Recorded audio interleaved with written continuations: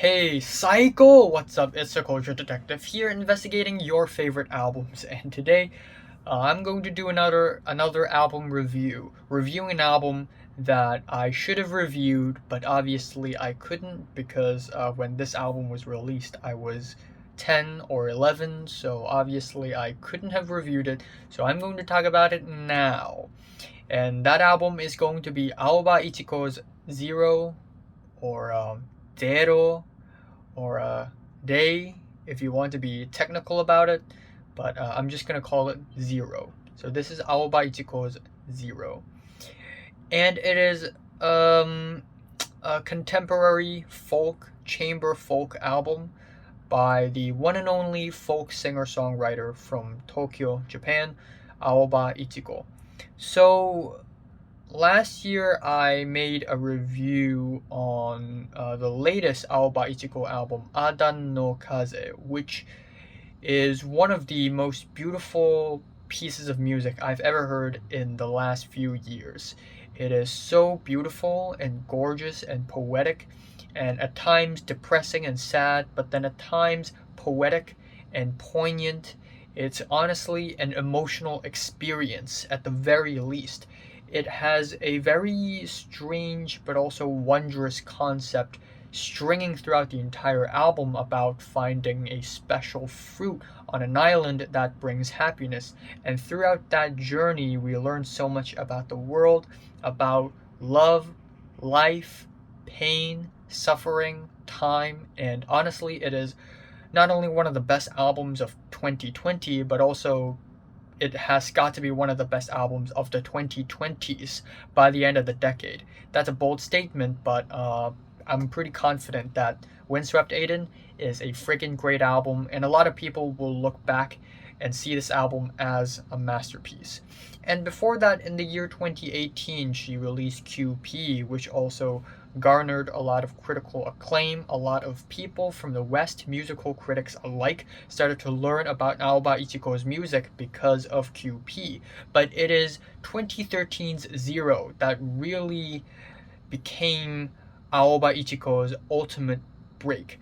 And by the time this album was released, she was only 23 years old. And the fact that she made such beautiful and heartwarming music by the age of 23 is honestly amazing. And it just goes to show how talented she actually is. Now, aside from that, she had also released a lot of singles that I really like. Of course, in 2020, we have Amuletum, Bouquet, and my favorite song of 2020, and still my favorite song of the entire decade so far, Seabed Eden. Honestly, one of the most just breathtaking songs I've ever heard.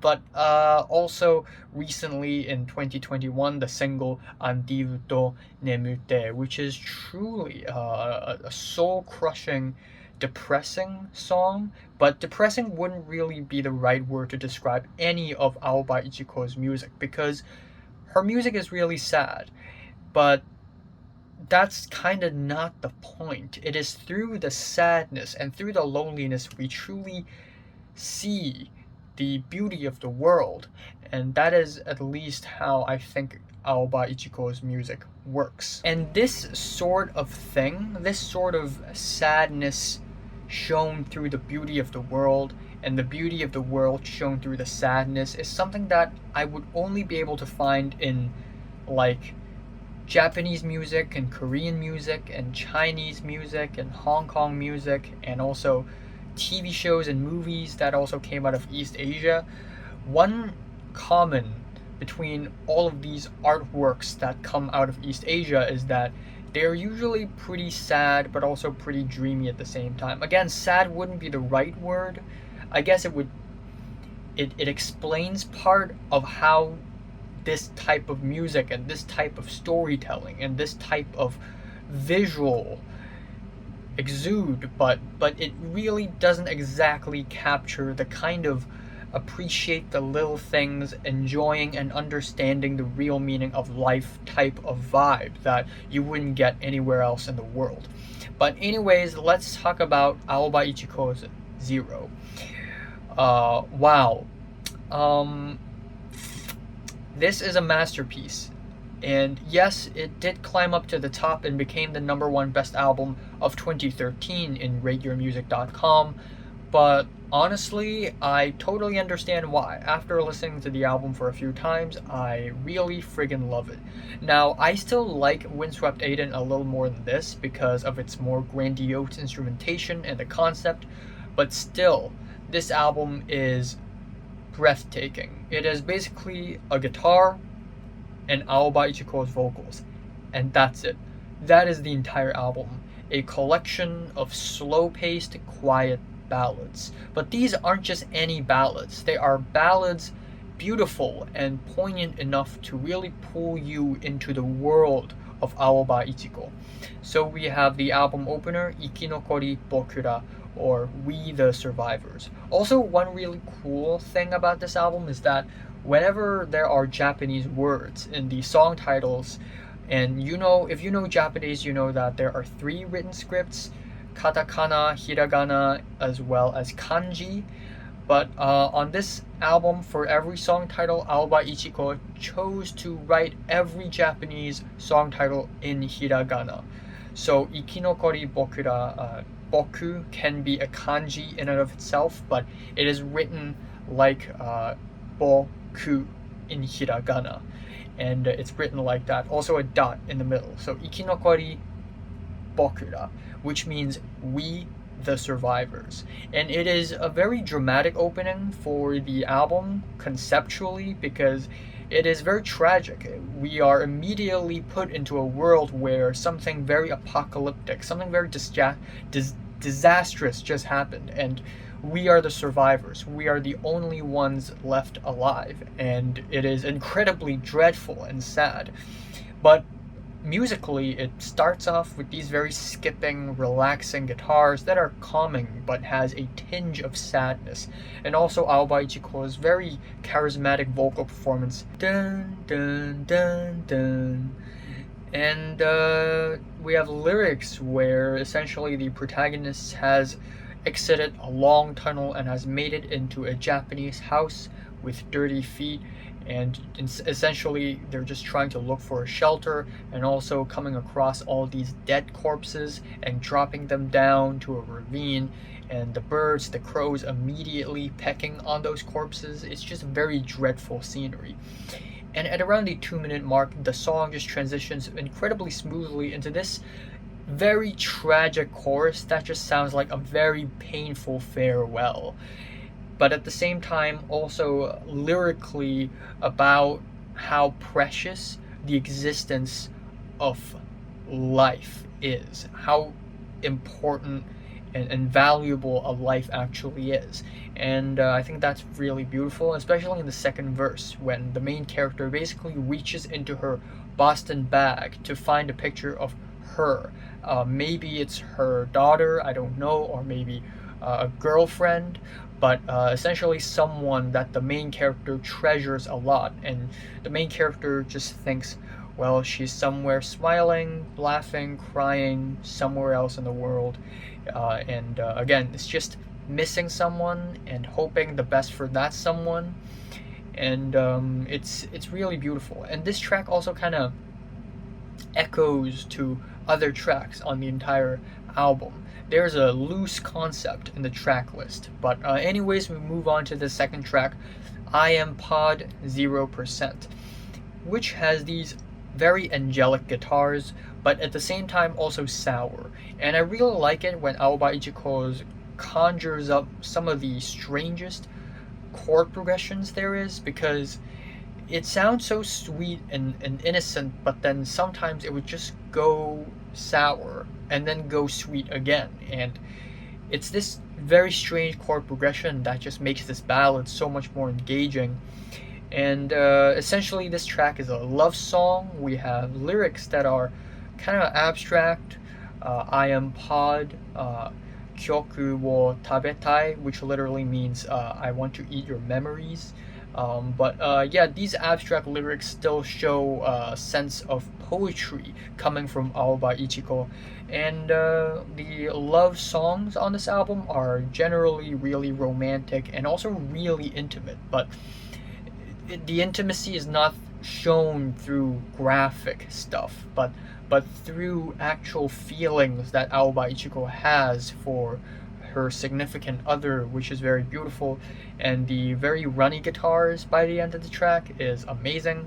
Next up, we have the 8-minute long Mars 2027, which is futuristic sci-fi tinged contemporary folk about loneliness, isolation, the future, and eternity.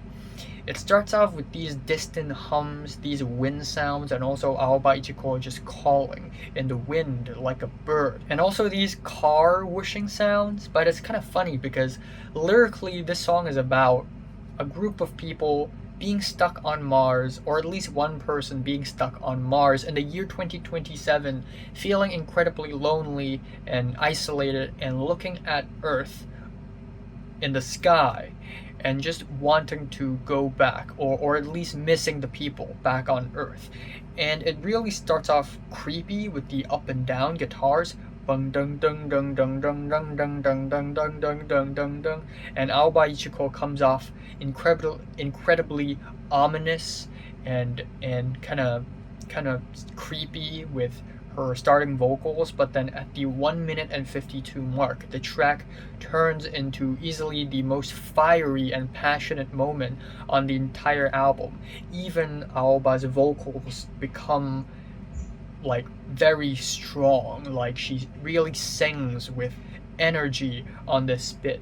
And lyrically, the main character is stuck on top of a bunch of red rocks under a very red-brown sky, just really hoping to go back home.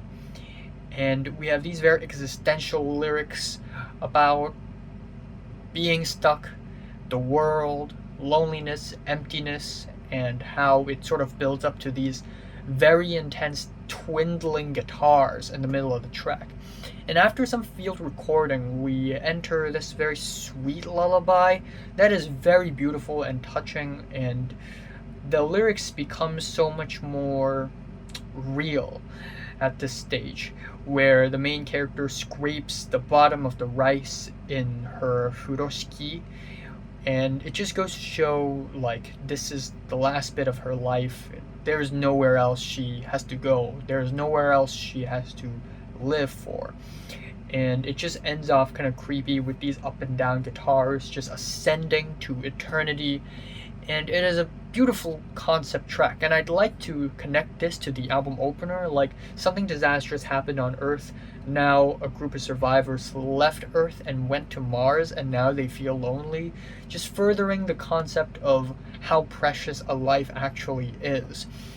And yeah, just absolutely beautiful track, absolutely beautiful.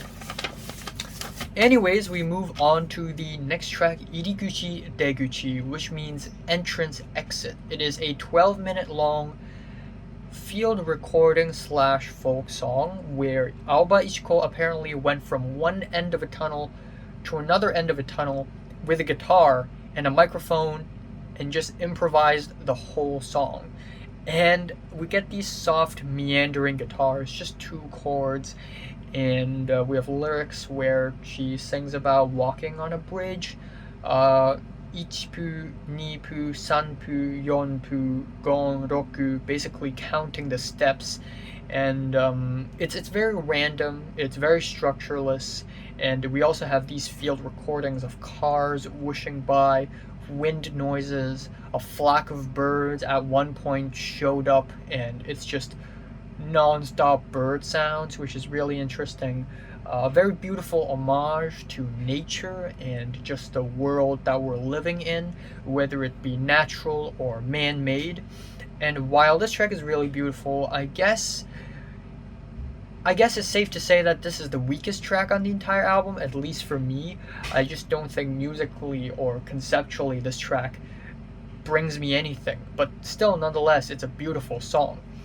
Afterwards, it is contrasted by the most straightforward song in the entire album, Uta No Kehai, which basically means traces of a song. It is 2 minutes long, and it is a very straightforward ballad with a structure of verses and choruses and verses and choruses, and the mixing is very intimate. It's almost like Aoba Ichiko is singing at the side of our ears, on both ears in fact, and the guitars are so innocent and young sounding and so hopeful, and then we have lyrics talking about how she wants to keep touching the warmth, and again, abstract lyrics, but lyrics that show a kind of hope and an appreciation for the world. And also when she sings Saite, Saite, it's just like Then it is followed by the 12.5 minute long multifaceted contemporary folk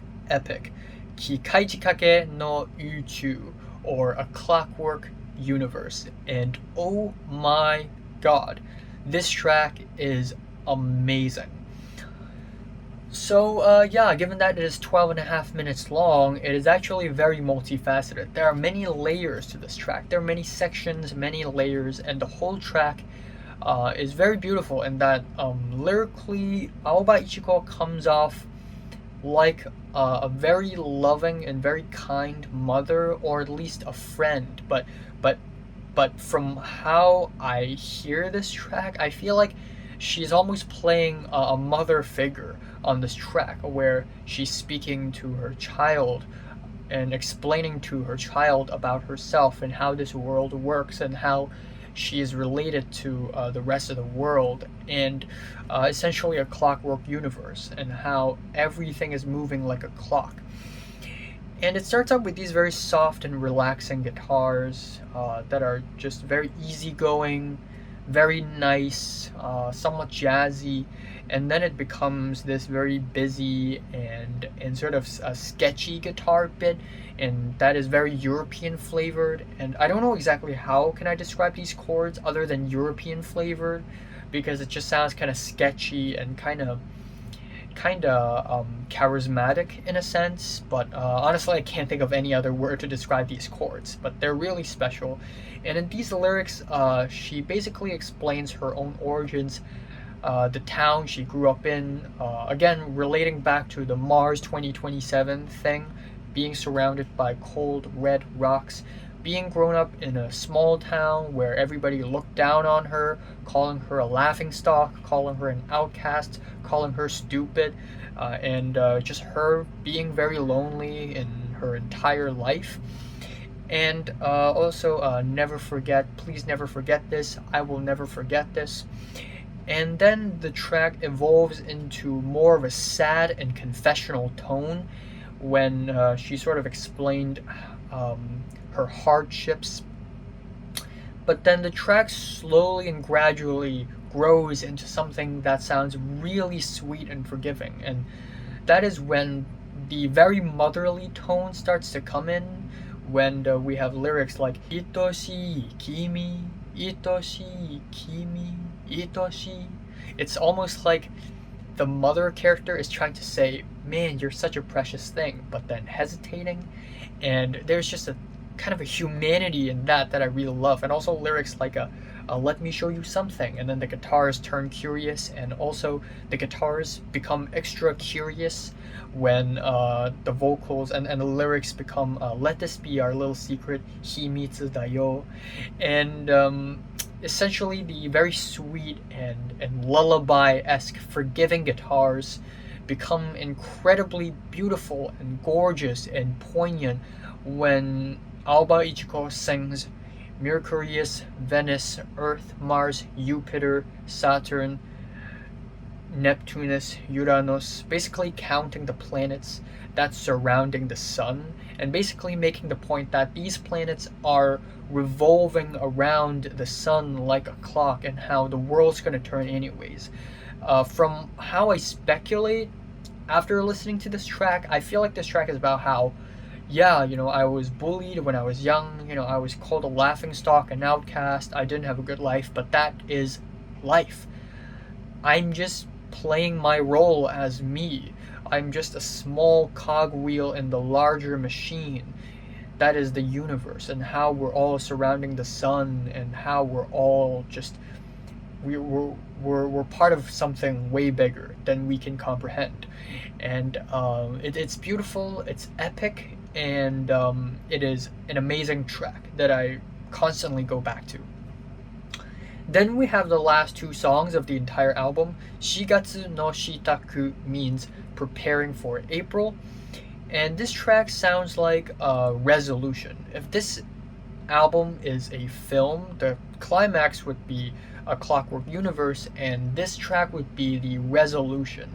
It's incredibly calming, it's very sad, and it sounds like left over, like being left over, like whatever happened, and now we're at the end of it, and we are what's left of it. The world is what's left of it.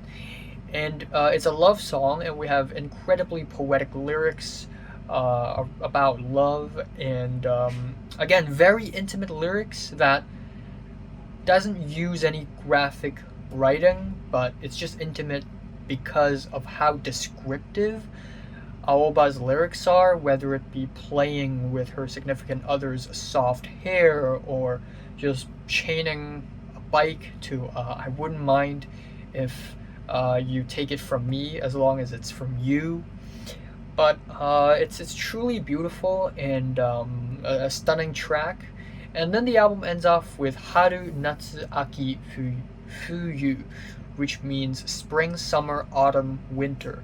And this track to me is basically this album's motion picture soundtrack, not only because of how it sounds like an epilogue or the end credits song for the entire album, but the chords on the track is very similar to that of Radiohead's motion picture soundtrack, and I actually really love it. It's sweet, it's gorgeous, it's breathtaking, and it is, and this song sounds like a song played at a marriage at the end of the world. It's like nothing else matters anymore other than love. And also it is songs like this and lyrics like this that really makes us appreciate the little things in life. And that includes the water prancing around the water, again, the soft hair, the trees, the leaves, the sunlight shining through the leaves, the chilly, foggy nights during the winters and the autumns, just nature and the world, the city, the people, and just these small things, the road, the sky, the shadows, the buildings, the swaying grass, and just very in the moment. You know, after listening to the song, you just want to go downstairs and just stand. You know, the heat doesn't matter. If it's winter, the cold doesn't matter. If it's windy, the wind doesn't matter. If it's raining, the rain doesn't matter. What matters is that you stand there, you look forward, and you exist in the moment. And you feel like you exist. And you feel like you're alive. And that's all that matters by the end of this track. And it is, again, I know I say this word a lot, but beautiful. It is beautiful, it is conclusive, and it is honestly a track so beautiful that it can even bring one to tears. And I'm just gonna leave the album review at that. I think it is a gorgeous album, it is poetic, it is poignant, it is a masterpiece. It has some of the most interesting guitar work I've heard from any artist. It has solid songwriting, and it is one of my favorite albums of the entire decade. Now, I don't think it's perfect, but I think it is near perfect, and that's already good enough. My favorite track here is either Mars 2027 or Clockwork Universe or the album opener, and my least favorite is Iriguchi, Deguchi. I'm giving Aoba Ichiko's 0 a strong 9 out of 10. So, have you listened to this Aoba Ichiko album? From 1 to 10, how much did you rate it? Like it, and subscribe if you want more, and thanks for watching.